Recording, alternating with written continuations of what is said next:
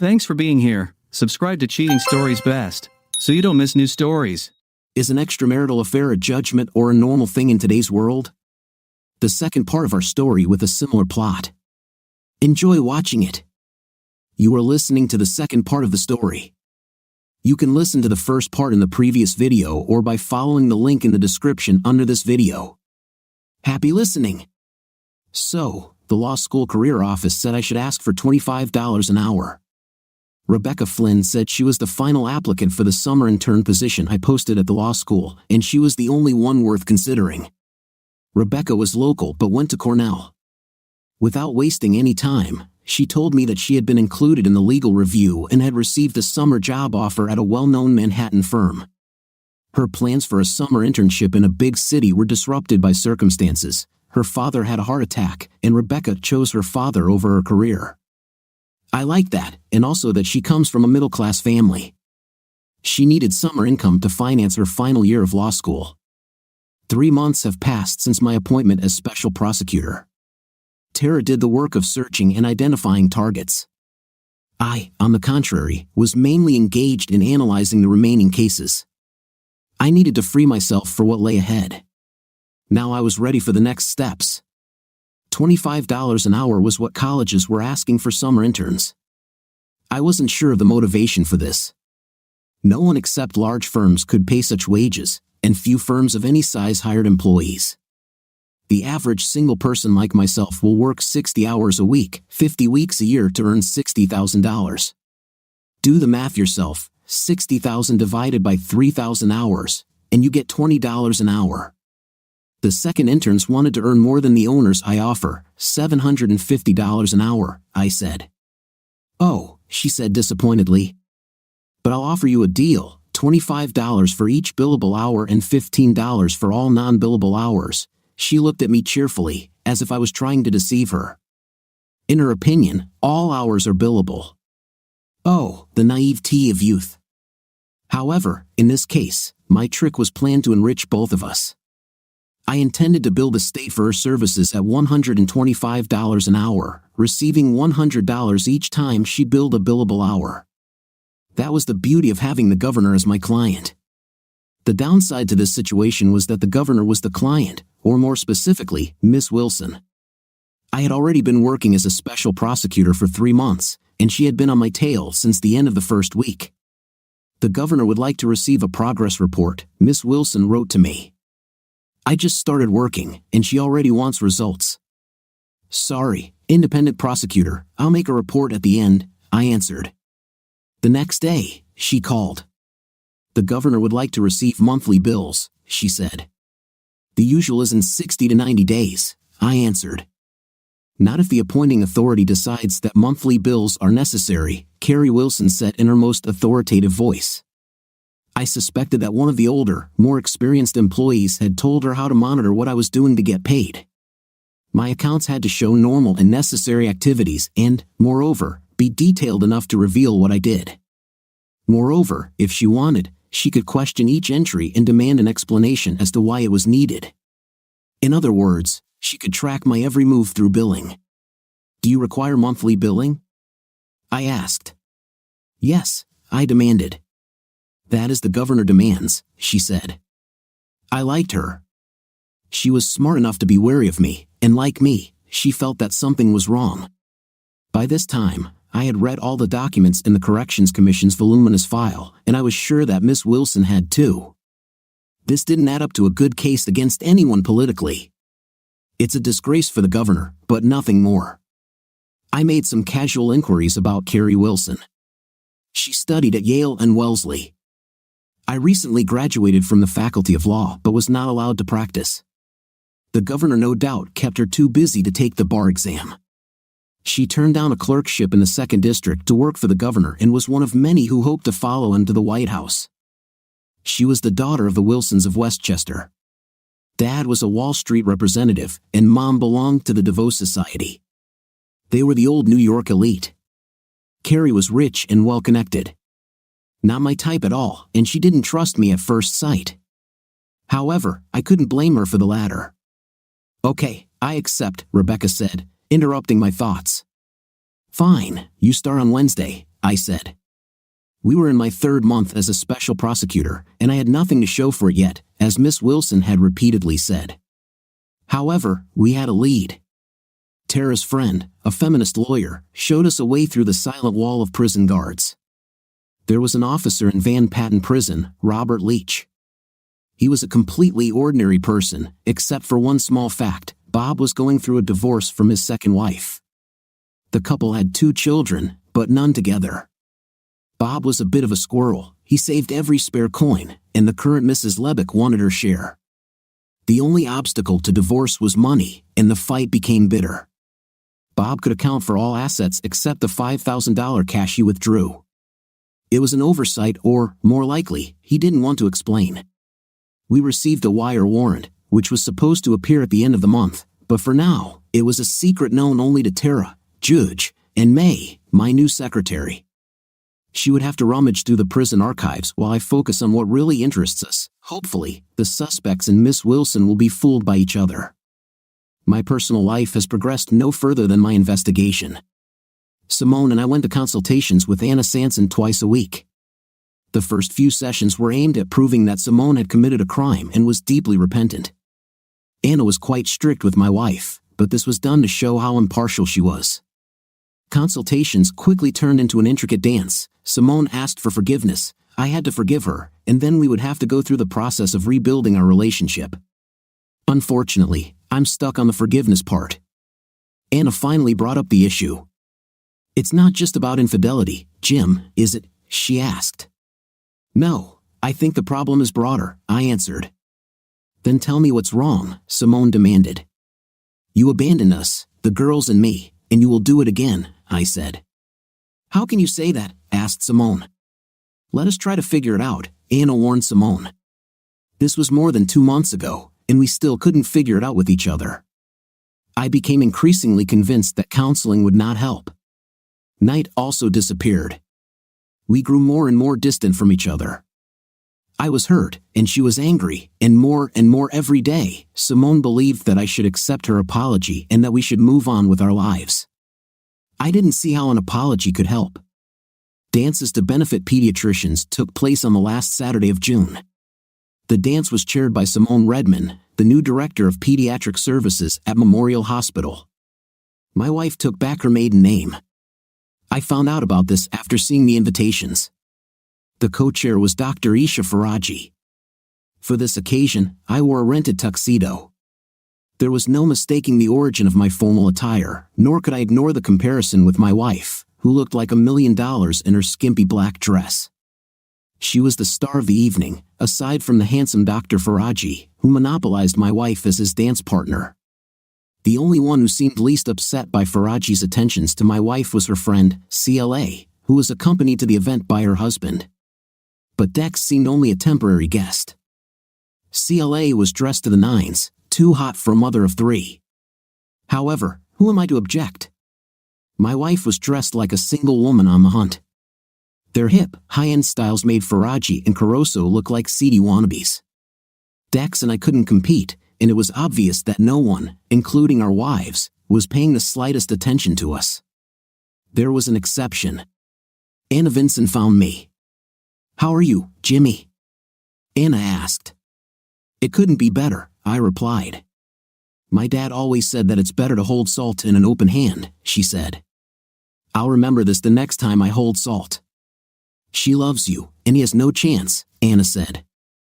It's true, but it's fundamentally wrong, and we both know it. My first visit to Van Patten Penitentiary was long overdue, but I knew that I would not find the answer to my question there. However, in the first week of July, I went to the prison and made the required call to the warden. The prison was little more than a collection of residential buildings surrounded by a 3-meter 6-centimeter high fence topped with razor wire, and a winding steel band decorated every few centimeters with a row of metal blades. An internal fence divided the facility into 4 sectors. I headed to the administrative office, but first, I had to go through the main gate. It was nothing more than a square concrete box, 6 meters on a side, divided in half by metal detectors. There were 3 guards at the gate, 2 men and 1 woman. At first, they were cold, but they became even colder when I identified myself. I was taken through a metal detector, detained, and searched. 20 minutes later, I was walking along the path to the administration building. The superintendent's office was a short walk from the building's entrance. Her secretary was waiting for me at the door and showed me the way. The superintendent's office was spacious but tastefully furnished. The furniture was Corecraft brand ugly prison furniture that was legally only sold to the government. Superintendent Camilla Blake was a woman of average height and about 50 years of age. She had graying dark hair and was dressed in a blue-gray formal suit that would not have been out of place for a school principal. She had an attractive but stern face with severe features. She stood up from the table to greet me and led me to a small conference table. The furnishings of the room were complemented by her table and a small sofa with chairs. The conference table was small but large enough to seat 8 or so people. As we sat down at the table, I noticed that her face was familiar to me, although I could not remember having ever met her. "I was glad to hear that you were appointed," she began. "We happen to know each other. My grandchildren go to school with your daughters." Prompted by this, I remembered where I had seen her before.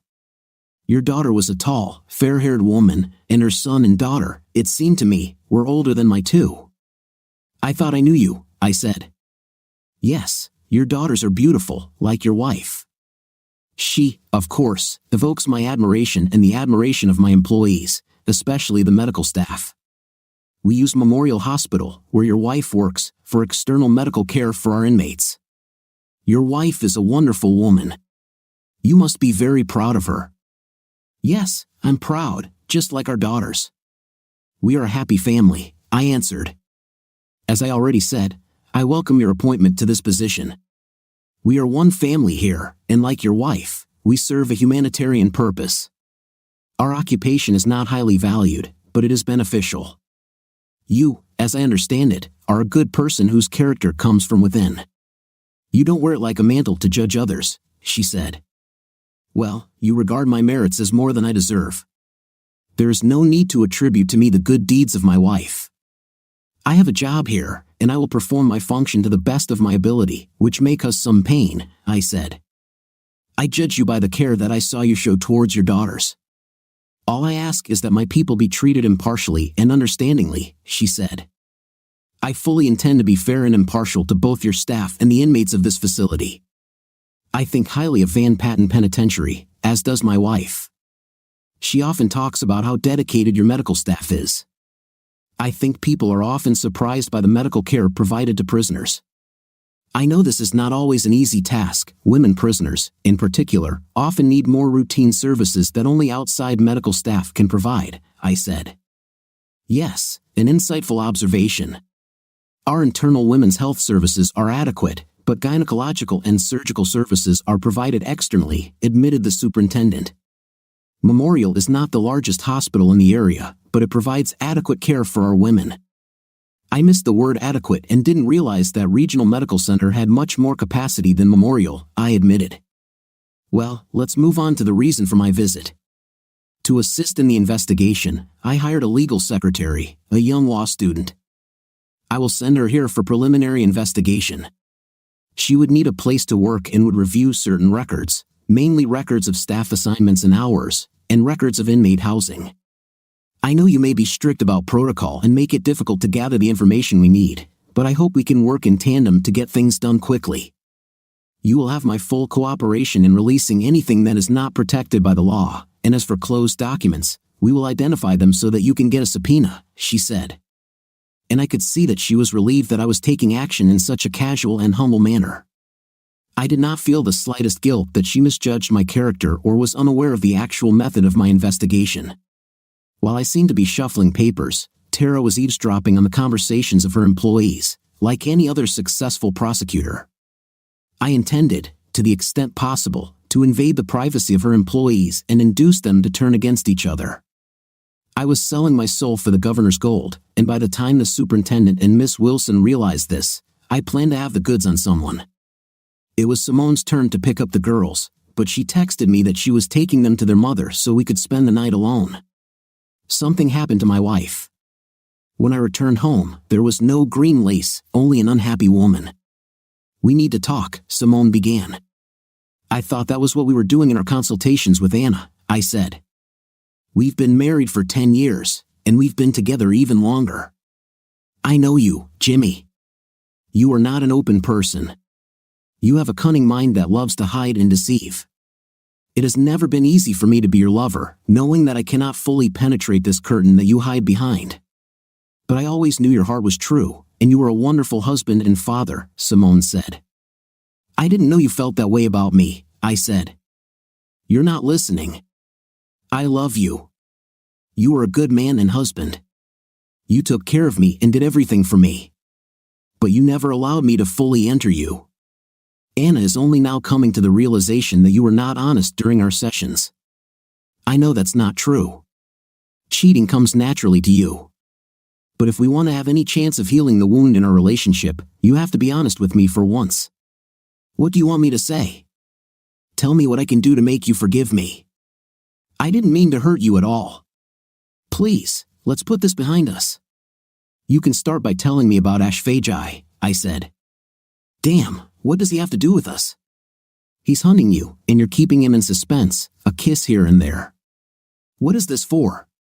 Okay, he's an attractive man and just my type. A woman needs a man, at least I do.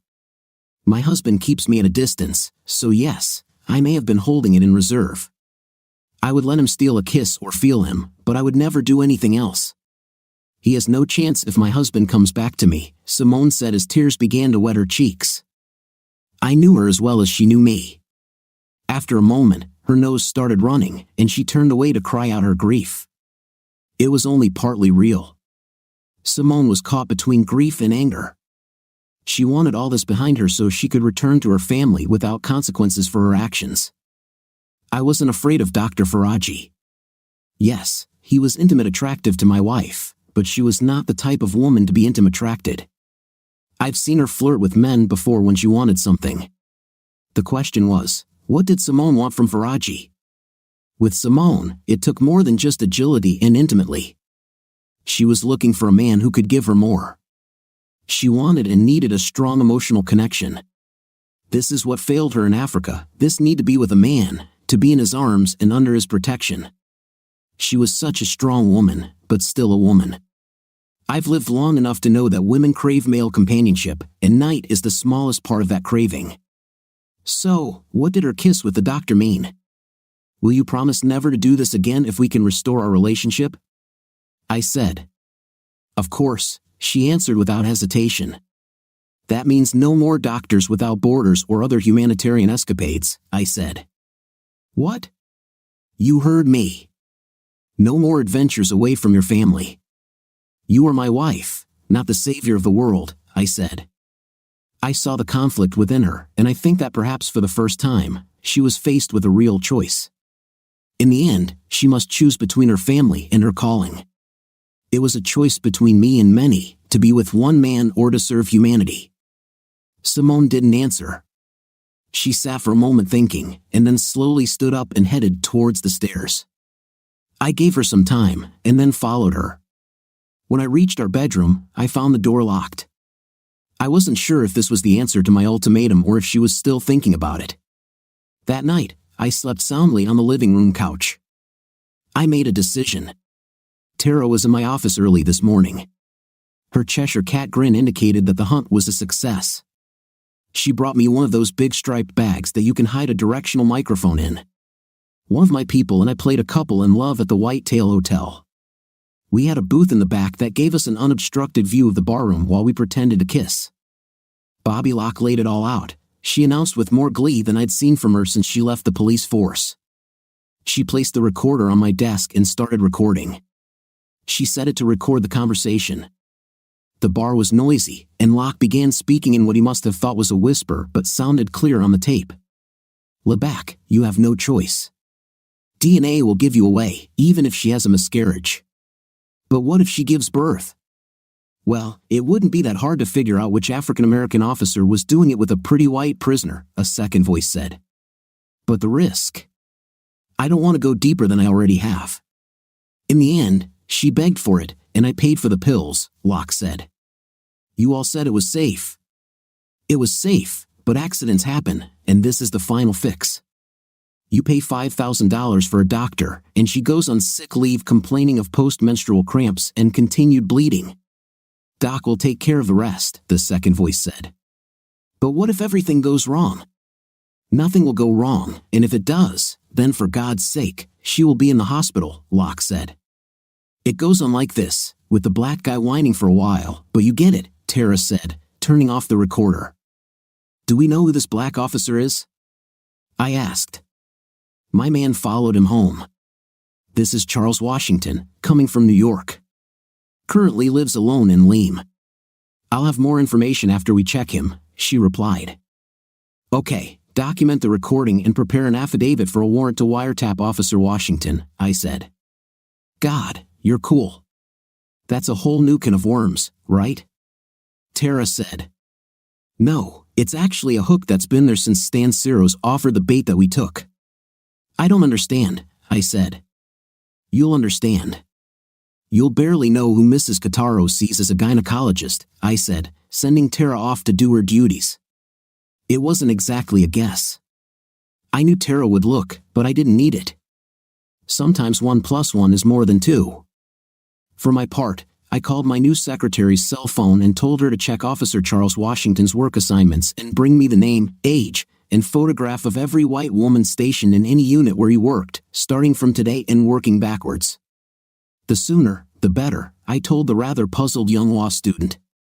Then, he issued a warrant to spy on Officer Washington. After which, he called his good friend, Deck Hudson, and invited him to lunch. The Path 9 Diner is located south of town on the west bank of the river. It's not that far from Route 32 and the interchange. There are a lot of diesel vehicles passing by, making it a good place for a driver to have lunch near his workshop. The diner is nothing like a traditional one, it's a large barn built from prefabricated sections. I was already sitting in the booth, drinking coffee when Dake arrived.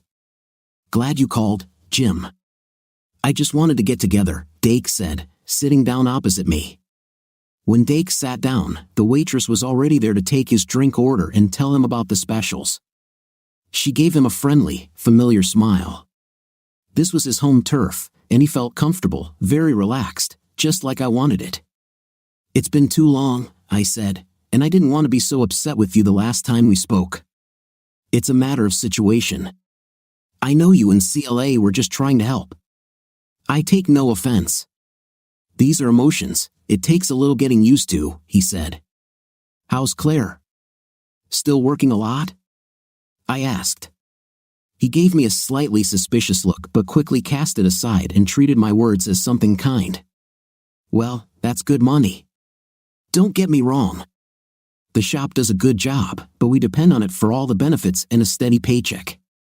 The cost of running a small business these days is incredible, but you should know that, he said.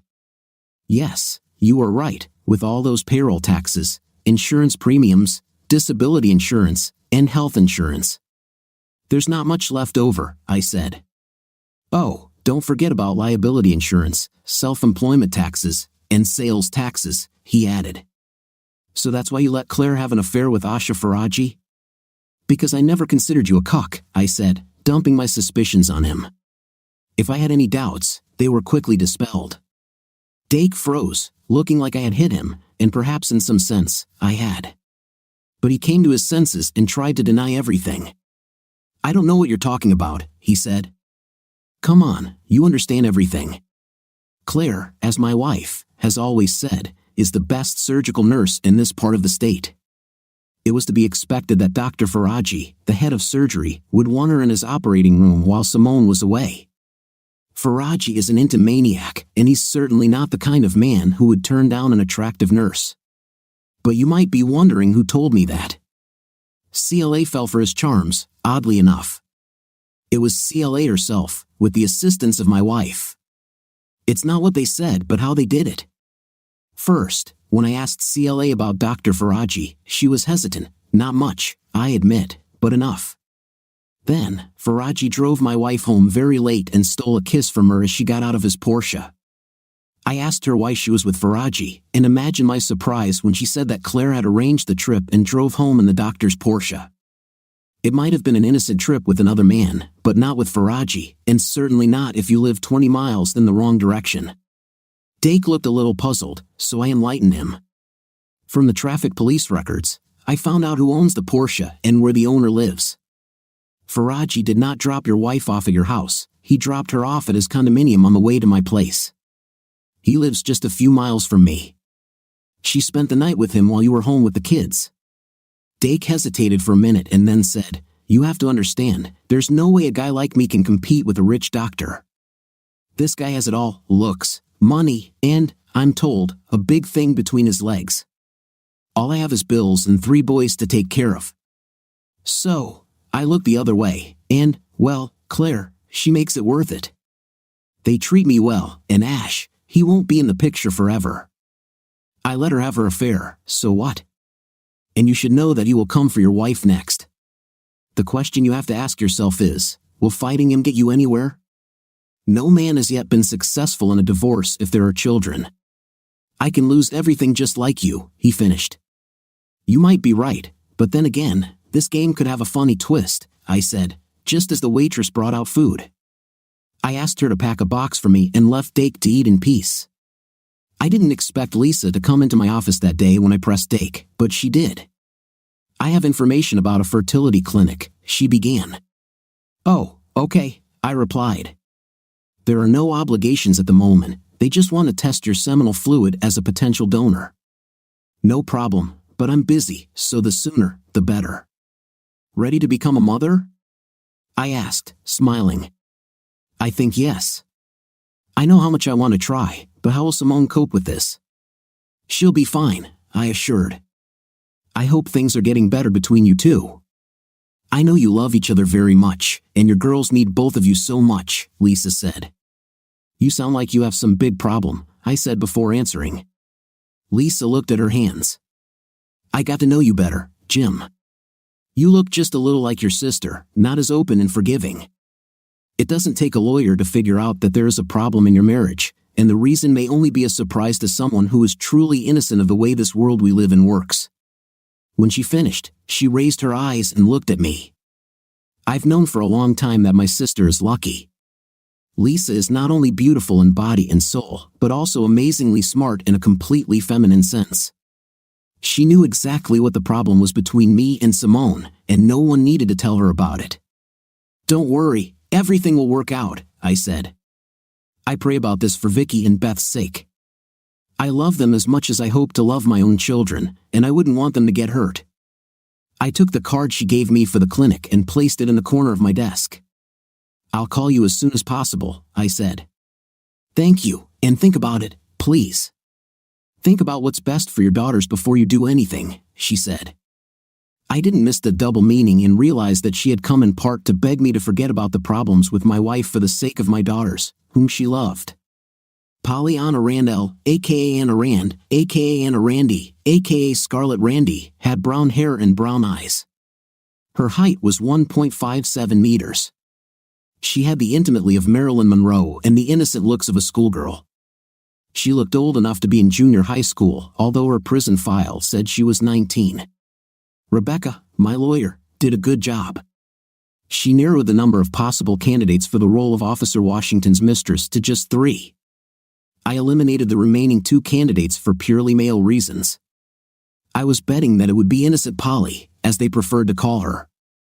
The girl had 2 convictions for obscenity, both related to her profession as a dancer. Her current sentence was for possession of a controlled substance, but her probation report stated she had not used it. She was caught for possession, but for whom it is unclear. This was the man she feared more than prison. Do you understand these rights? I asked. We sat in one of the rooms in the prison for meetings with the lawyer. I had Rebecca with me as a witness and a tape recorder for recording. I finished reading the angelic, beautiful poem on her rights, a necessary precaution against what she might say. Do you think I need a lawyer? Asked Polly. Choose for yourself, but since you are a victim, I wouldn't think so, I said. At the word victim, her eyes trembled slightly. No prisoner can consent to intim with one of his guardians, I explained. Knight, she asked. If we're honest, we can get along much better, I said. I just asked what you were talking about, Officer Washington, and your pregnancy, I said, sharpening my voice. I saw that I shook her slightly. Do I need to request a compulsory urine test? I asked. She thought about it and apparently decided to give it up. What will happen to me for this? She asked. You have 2 years left until the end of your term. I think we can persuade the governor to commute the remaining sentence. You'll still get out in a year if you behave well, I said. You need to do more. I was not only with Charlie Washington, and I can turn others over to you, said Poana. More? I asked as my brain went into overdrive. Turn off the recorder and send the girl out of here, she said, grinning slightly. I hesitated, not wanting to be alone with this witch. I had no illusions. Behind the innocent face was an evil soul. What happened? Are you afraid of little me? She teased. I turned to Rebecca. Do you have a watch? No, I use the phone. It's taken away when I get to prison, Rebecca answered. Here, take mine, I said, handing her my wristwatch. The watch was good, although not very expensive. A gift from my wife when she was a fourth-year medical student. Simone worked extra shifts at the hospital to buy me this gift. I treasured this ancient way of telling time. Take your watch and go out for exactly 2 minutes, I told Rebecca. When the door closed behind my assistant, Poana wasted no time in getting down to business. A big lawyer like you probably knows someone who could help me find a good home for my child, she said, placing one hand on her stomach. I was not embarrassed by the sudden concern for a child for whom she was ready to abort. What type of help are you looking for? Well, you know, assistance in private adoption with a suitable couple. A rich, suitable couple, preferably rich. A mixed-race child might not be so desirable, I said. Charlie Washington thinks too highly of himself. I have some top candidates. It was just easier to blame him, she said. Okay, you leave early, and I'll find a lawyer for a private adoption, I said. Okay, I'll tell you everything when I see the lawyer, she said. The deal was done. I asked the superintendent to place Poana Randall under protective custody until I could complete the deal. The next step was to win over Washington and then Leach. As it turned out, it only took 2 heartbeats. When Officer Washington read the Poana statement and realized that his fellow officers were making him a scapegoat, Lebec fell as soon as Washington turned everything on him. Lebec gave me the man I really needed. But I knew that the words of an easily accessible girl and a dirty commander would not be powerful enough to destroy the real target. I needed a respected witness. I could see the displeasure on Superintendent Blake's face. We were in her office, she was sitting at her desk, and I was standing. I think the agenda is clear, I said, but do you need medical records? She answered yes, and the order was signed by Judge Clement of the state court after I provided him with permission from each patient. My secretary, Rebecca, spent 2 weeks collecting these permits from current and former prisoners. The names were provided by Leach. The promises that Rebecca made in exchange for releases were up to me and the governor to keep. Some had their sentences reduced, others were put on the list for pardon consideration. But I had releases and a judge's order. Superintendent Blake knew where this was going, and she had probably already heard rumors that officers Leach and Washington were informing on their comrades. Camilla Blake sighed, shook her head, and picked up her office phone. 40 minutes later, her staff was laying out folders on the conference table, and I was giving orders to copy them. I took the originals and left the copies, watching the process carefully even though I knew what I would find. The superintendent and her staff went about their work in silence. I took Tara and 2 of her employees with me to help ensure the safety of the records. The last thing I wanted was for the arrest to be disrupted. Now, in total, we carried 6 bank boxes with documents into Tara's truck. Now everything depended on the next step. I saw that my sister was still skeptical. Don't trust your brother? I asked. She was driving the car, and I could look at her face while she looked at the road. It looks like a lot depends on what the accomplice testifies, Tara said. We know how it worked, and this will help. We know that the gynecologist sent women to the hospital for treatment. Each patient was seen by the same physician, and the same nurse was assigned and signed her name on each appointment. Yes, but without a nurse, You only have the words of the criminals that they were pregnant and the doctor changed this condition. These records tell a completely different story. Do you think the jury won't believe the doctors? I'm counting on the nurse, I said. Do you understand these rights? I asked Claire Hudson. Jimmy, why are you doing this to me? Claire demanded. I had the county sheriff's highway patrol arrest her on her way to work. He put his wife's best friend in a prison cell for several hours and then left her in the interrogation room for another 2. I knew by this time she was scared and hopefully ready to talk. You committed crimes, I said. What? You can't believe it. You helped perform illegal abortions and falsified records. Why would you say that? I have notes with your signature. Your name and Faraji's name are on all operational cards. So this is a common procedure. An abortion is legal in this state, but not when it is done without consent. No one was forced. The women were prisoners in prison and could not freely give consent. If you didn't know it was wrong, why did you hide it? I'm just a nurse. I'm following the instructions of the head nurse, without whose help the whole scheme collapses. You forgot that I know the rules of your hospital. They needed your help with medical procedures and your signature on the protocols confirming what was done. I know that what you said they did and what actually happened are not the same. The same thing, you covered for Caruso and Faraji, but mostly Faraji, who was your lover. You can't prove all this, she said, but without conviction. I showed her the testimony I collected from the officers and prisoners. That was all I needed. She broke down and started crying. Dean admitted to me that you were FJ's lover.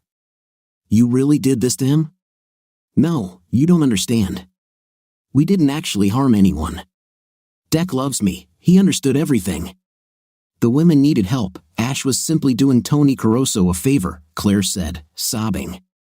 Read the testimony. They received money under the table to hide evidence of rape. Claire put her head down on the table and just cried her eyes out. Tara was waiting for me to play the role of the good cop. I handed Claire over to her, and she extracted a statement from her that Caruso and Faraji orchestrated their scheme to seem reliable and safe. Who would doubt that a doctor treats his patient?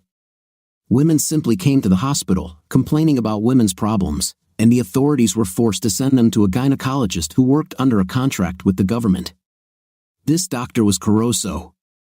If he said she needed surgery, no one could challenge his decision.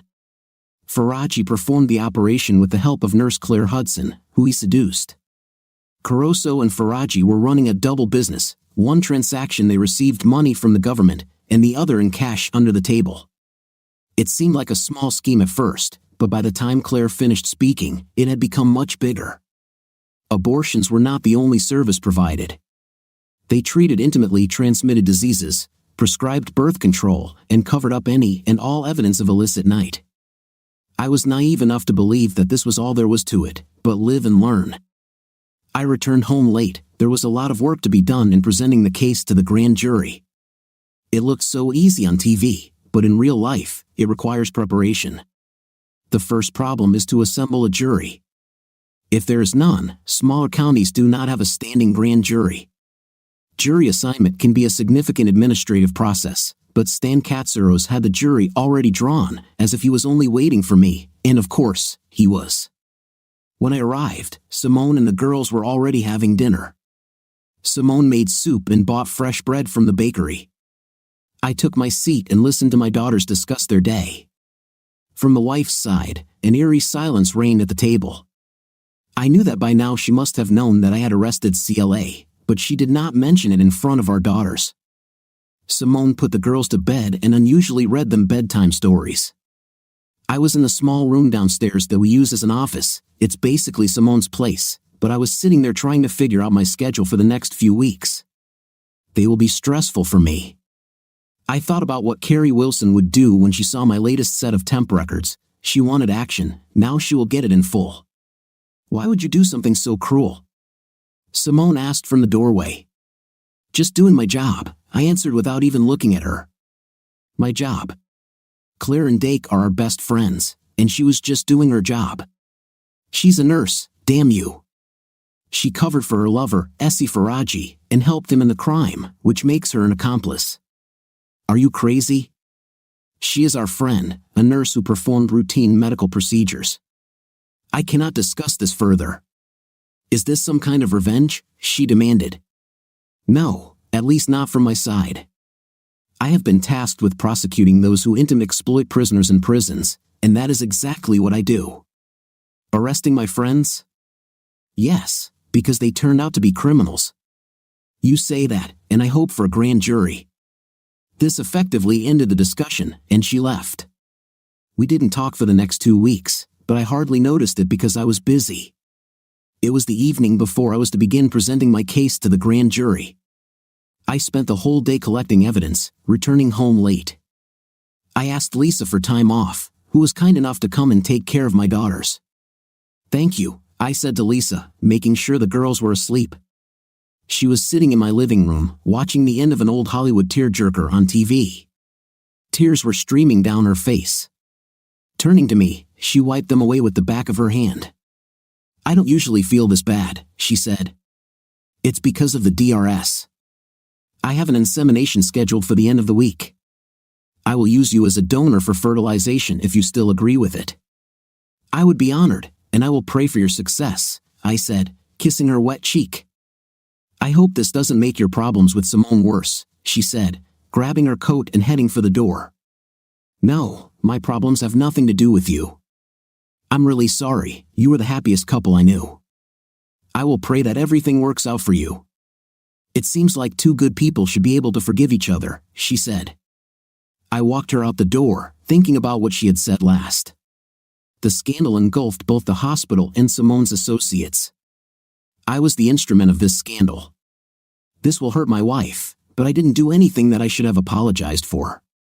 I was not Sister Teresa, ready to forgive the officials who raped me. I sought to punish the guilty. This was what the governor appointed me to do, and more importantly, this was what I was paid to do. However, deep down, I knew that there was one aspect of this matter that had nothing to do with good and evil, guilt and innocence. Tomorrow, I would, with luck, convince a jury to indict 2 doctors, a nurse, and half a dozen corrections officers. It may come later, but the start will make for a good scandal that will make the local news and hopefully please the governor, various interest groups, and Carrie Wilson. My wife didn't get home until around midnight and looked tired by then. I was lying in bed reading a book because I was too excited to fall asleep. She took a shower and climbed into bed. She leaned towards me and turned off the light. I thought this was a signal that she wanted to sleep, but I was wrong. She slid down my torso and pulled my shorts down. We had an intim until 2 o'clock in the morning, but she didn't say a word. She was a hot tigress, there was no love in it, only intimate. When she finished, she rolled over to her side of the bed and fell asleep. Thomas Everett Parker Jr. was a tall, distinguished man of about 50. He was a prominent lawyer in the area. Parker was known for his outstanding performance in court and his melodic baritone voice. He was the son of Thomas Everett Parker Sr., who was a local bar legend until his death. Younger and alive, Parker was Dr. Caruso's lawyer. In just 2 days, I was able to get the grand jury to give me all the indictments I asked for. The first result of this was a call from Tom Parker, asking for a meeting needed to correct punctuation and capitalization errors and improve readability. A brilliant lawyer and his well-dressed client took seats in my modest conference room for the plea negotiations I assumed were about to take place. Parker began to outline my case and what he considered the doctor's impeccable character. In Parker's opinion, Caruso was a saint in helping poor women with their reproductive rights. When Parker fell silent, Caruso began his speech. The doctor, gracefully although rather rehearsed, asked for mercy. I saw the lawyer and client defeat my secretary Rebecca, who was present at the meeting. "Excuse me," I said. "I have an indictment in 3 criminal cases, and I see no reason to ignore them." I didn't say that Caruso was a greedy ladies' man who didn't have the brains to stay away from the DA's wife, but that would be cruel, and it would lead them to believe that I know what set these strange events in motion. Caruso looked at Parker, who raised his eyebrows and shrugged as if to say, "I told you so." Caruso nodded to Parker, and the lawyer began to speak, almost in a whisper. "My client has something to trade. He might give you an indictment against someone more important," Parker said. My thoughts turned to the warden, but I was far from the truth. "I can hand over Carabruzzo to you," said the doctor. I hoped I hid the surprise I felt, as well as the anticipation. I turned to Parker and asked, "Is it legal, and how serious?" The lawyer presented the alleged information vaguely but convincingly. It appears that Caruso paid for an assignment to monitor the health of inmates at Van Patten Penitentiary. The appointment cost $100,000 a year for what amounted to no more than 3 days a month. The kickback was $20,000 a year. Additionally, it was implied that Caruso would ensure that no unwanted children were brought into the world who could not be accounted for. My business just rocketed into the stratosphere, and everything finally made sense. The missing piece I knew was out there had finally arrived, and I was now enlightened. Parker saw right through me, and I wondered how much he understood. The deal we eventually struck allowed Caruso to avoid prison, but he pleaded guilty to a felony. The doctor will lose his license but will get it back by the time he completes 3 years of probation. He left my office happy. When they left, I was still stunned and slightly depressed at my own naivety. Rebecca had a different opinion. "Wow, I thought this summer would be boring," she said. "I learned more than I did in my entire time in college." "Well, don't be too happy, we just have more work to do," I said. I made a new schedule. I called Tara and told her about the new development in our investigation, and then went home. I needed to rest in a quiet place and think about what had just happened. Simone's car in the driveway told me she was home in the middle of the day. There was no second car. Despite the way things were between us, I expected that I wouldn't catch anyone in the act, but I discovered that my wife was packing her things. "Were you going to tell me you were leaving?" I asked. She jumped slightly, not expecting to see me at this time of day, but went back to packing her suitcase. "Yes, of course," she said. "I was going to tell Vicky, Beth, and you tonight." "Can I ask why?" "There is a new outbreak of Ebola in Nigeria. I got a call at work, they need all the help they can get." "Okay, new question, why?" "Don't be like that. I have to go." "If not me, then who?" "Maybe someone without a family who needs it." She laughed and turned to face me. "We both know that girls don't want me when they have you, and you don't want me." "My daughters need a mother," I said. "No, they have a super dad in the big world. He's a real, but at home, he is everything the girls need. The problem is that he has a wife who no longer fits in his house, so it will be better for everyone. Maybe the next time I get home, we can put everything back together." "So that's all? You are leaving?" "Yes, but I need a favor. I want to take CLA with me. Can you negotiate for her to be released so she can do what God put her on this earth to do?" "I think this can be arranged. This may take several weeks." "Thank you." Angie's is one of many restaurant-bar combinations that line Western Avenue near the government and university campus. Mike Tillman, chairman of the Commission of Corrections, sat in a booth in the far corner. It was already well past lunchtime for most government employees, so the place was relatively empty. When I asked to meet, Mike invited me to lunch. He chose the time and place. The atmosphere was relaxed, where the civil servant was not out of his element. This maintained the illusion that the independent commission and the independent prosecutor were not actually colluding. At this point, if we met officially, people might get the wrong impression. Some might suspect that everything that happened was a setup, but no one would express their suspicions without solid evidence. "The chicken parmesan sandwich is good, but get the onion rings, not the fries," Mike said as I sat down at the table. As I took my seat, a bored waitress was called over, and I took Mike's recommendation and placed my order in coffee. "So, what did you want to talk about?" Mike began as soon as the girl left. "Well, I really only have one question," I said, trying to look him straight in the eyes. Mike just smiled at my attempt to control the conversation. "Only one?" "Yes, I understand perfectly well that I played the role of a pawn in this game. Not pawns, at least a horse.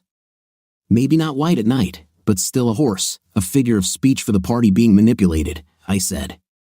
"Now I'm curious, how do you see that you are being manipulated?" Stan Siros is a man who is 20 years older than his wife. This is something that can make a man nervous, especially a not very attractive, short Greek lawyer married to a very beautiful lady. But when he's the district attorney and he suspects his wife of infidelity, he has a lot of resources at his disposal, I said, watching Mike closely. He just nodded for me to continue. So, when Stan found out that his wife was having an affair with a gynecologist, he was upset. But when he found out that the gynecologist deals with prisoners, he had a very big problem. He solved crimes within his jurisdiction but did so through illegal surveillance. He got caught. If he acted on what he knew, he would be accused of abuse of power, not to mention exposed as a cuckold. On the other hand, what if it turns out that he knew and did nothing? Interesting problem, Mike said. Yes, very much. But the solution is even more interesting. You see, Stan knows someone who can conduct an investigation that doesn't require much evidence or even explanation. An agency created just for this purpose. So naturally, Stan took his information to where it could be used. Problem solved, Mike said. But Mike interrupted. But the man he saw had his own plans, a little revenge for being passed over. And this man knew something that Stan didn't. For example, how the doctor got his job and how the system works, I said. I haven't heard the question yet, he replied. Why me? You could choose.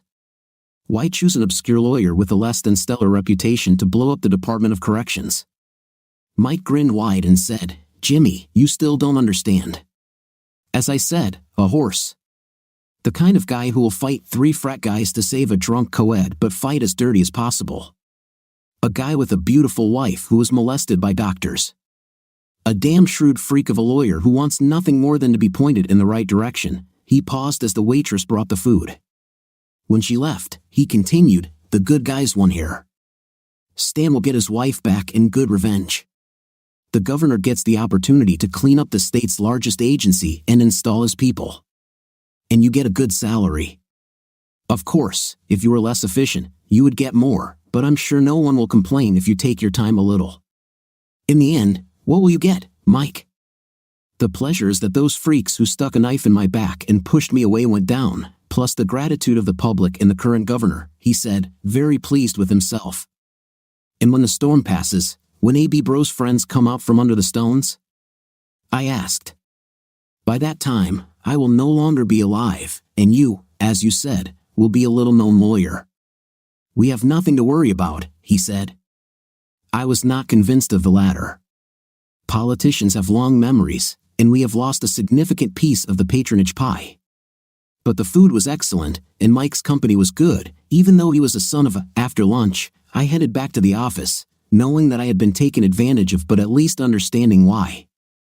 I was sitting at the bar in the ballroom of the Gideon Hotel. It was the annual meeting of the Defender Bar Association. It goes without saying that my short stint as a special prosecutor did not win me any friends in the defense bar. I was avoided like the outcast that I was. Would you like to buy the lady a drink? Asked the female voice. I turned around and saw Carrie Wilson standing behind me. I didn't know there were ladies here. I thought there were only lawyers. Is this what is considered humor among special advocates? I asked. Well, we try to smile if we can. Poor Jimmy, he lost all his friends by putting people in jail. This is not entirely accurate. Bruzo got probation, and I had to clear Dr. Kuro, Claire Hudson, and most of the officers, I said. Looks like the only fish you caught was Dr. Faraji, the least guilty of them all, she accused. Can I have a drink now? She was drinking a gin and tonic, and glass in hand, led me to an empty table. The governor thinks we should let Faraji go, she said. Why? Like I said, he's not that guilty, and it seems a little unfair, and like he's being punished for something other than unauthorized procedures. She raised her eyebrows. I knew what everyone was talking about. My wife fled to Africa at the height of the scandal. It was no secret that Dr. Faraji was after her. Some said Simone and Faraji were having an affair. The truth of these rumors did not matter because there was plenty of suspicion. And what I heard, your wife returned to Africa. Yes, it's been about 3 months now. It must be difficult to be married. I had to laugh. You know this is true because we now live separately according to the law. So, make a deal with Faraji, stop this scandal, and come to dinner with me, she said. Have supper. Carrie Wilson was offering me a way out by letting Faraji go. The governor got what he wanted. The powers that be will not object to the fact that my prosecution did not actually result in anyone being imprisoned. Yes, have dinner. Are the special prosecutors eating? Perhaps I am not the best company for an assistant governor. Oh, you can handle it. You're a state university snob who looks down on Ivy League graduates, but you look good. And besides, I'd like to hear who the father of your sister's wife's baby is, she said with a charming smile. Lisa was pregnant while showing me the ultrasound. Tara said the baby was a boy. The newly married couple was very happy, but there were rumors about the child's father. How do I know that I can trust you with such confidential information?